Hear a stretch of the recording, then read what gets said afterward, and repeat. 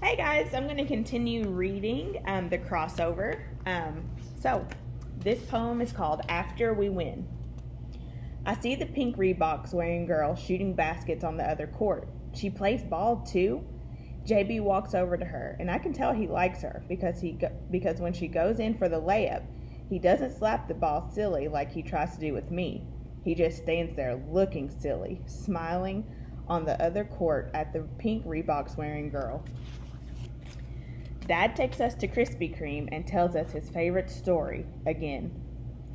Didn't Mom say no more donuts? JB asked Dad. What your mother doesn't know won't hurt her, he answers, biting into his third chocolate glazed cruller. Good shooting today. We beat those boys like they stole something, he adds. Why didn't we take their money, Dad? I ask. They were kids, Filthy, just like y'all. The look on their faces after we beat them, 11-0, was enough for me. Remember when you were 2 and I taught you the game? You had a bottle in one hand and a ball in the other, and your mom thought I was crazy. I was crazy. Crazy in love with my twin boys. Once, when you were 3, I took you to the park to shoot free throws. The guy who worked there said, "This basket is 10 feet tall for older kids. Kids like yours might as well shoot at the sun." And then he laughed, and I asked him if a deaf person could write music. He said, "Huh?" Then took out his wrench and told me, "I'm going to lower the goal for y'all." We remember, Dad. And then you told us Beethoven was a famous musician who was deaf. And how many times do we have to hear the same? And Dad interrupts me. Interrupt me again and I'll start all over. Like I was saying, I handed both of you a ball, stood you between the foul line and the rim. I told you to shoot.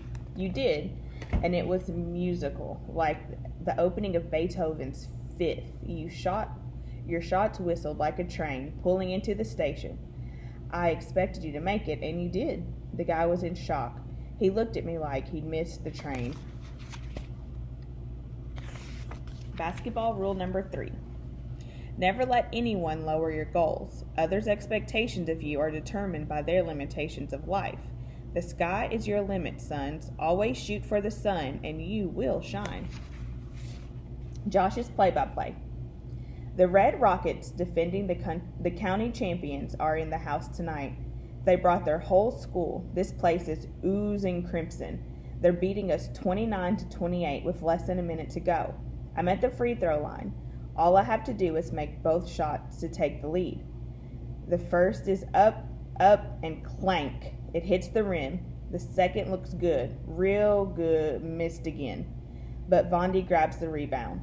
A fresh 24 on the shot clock. Number 33 on the Rocket strips the ball for Vondi. This game is like ping pong, with all the back and forth. He races down court for an easy Ooh, Houston, we have a problem. I catch him and slap the ball on the glass.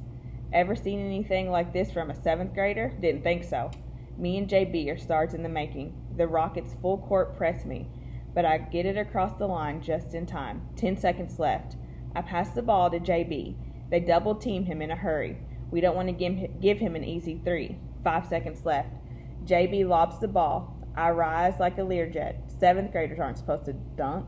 But guess what? I snatch the ball out of the air and slam, yam in your mug. Who's the man? Let's look at that again. Oh, I forgot this is junior high. No instant replay until college. Well, with a game like this, that's where me and JB are headed. The new girl. The new girl comes up to me after the game, her smile ocean wide, my mouth wide shut. Nice dunk, she says. Thanks. Y'all coming to the gym over Thanksgiving break? Probably. Cool. By the way, why'd you cut your locks? They were kind of nice. Standing right behind me, Vondi giggles. Kind of nice, he mocks. Then JB walks up. Hey, JB, great game. I bought you some iced tea, she says. Is it sweet, he asked. And just like that, JB and the new girl are sipping sweet tea together. I missed 3 free throws tonight. Each night after dinner, Dad makes us shoot free throws until we make 10 in a row. Tonight, he said I have to make 15. Basketball rule number 4. If you miss enough of life's free throws, you will pay in the end. Having a mother is good when she rescues you from free throw attempt number 36. Your arms are heavy as sea anchors, but it can't be bad. But it can be bad when your mother is a principal at your school. Bad in so many ways. It's always education this and education that. After a double overtime basketball game, I only want 3 things: food, bath, sleep. The last thing I want is education. But each night, Mom makes us read. Don't know how he does it, but JB listens to his iPod at the same time, so he doesn't hear me when I ask him, is Miss Sweet Tea his girlfriend? He claims he's listening to French classical. That helps him concentrate. Yeah, right. Sounds more like Jay-Z and Kanye, which is why when Mom and Dad start arguing, he doesn't hear them either. Mom shouts, "Get a checkup. Hypertension is genetic." "I'm fine. Stop high-posting me," Dad whispers. "Don't play me, Charles. This isn't a basketball game. I don't need a doctor. I'm fine." Your father didn't need a doctor either. He was alive when he went into the hospital. So now you're afraid of hospitals? Nobody's afraid. I'm fine. It's not that serious. Fainting is a joke, is it? I saw you and I got a little excited. Don't do that. I just got a little dizzy. Get a checkup then. Only cure I need is you. I'm serious about this, Chuck. The only doctor I need is Dr. Crystal Bell. And then there is silence, so I put the pillow over my head. Hypertension.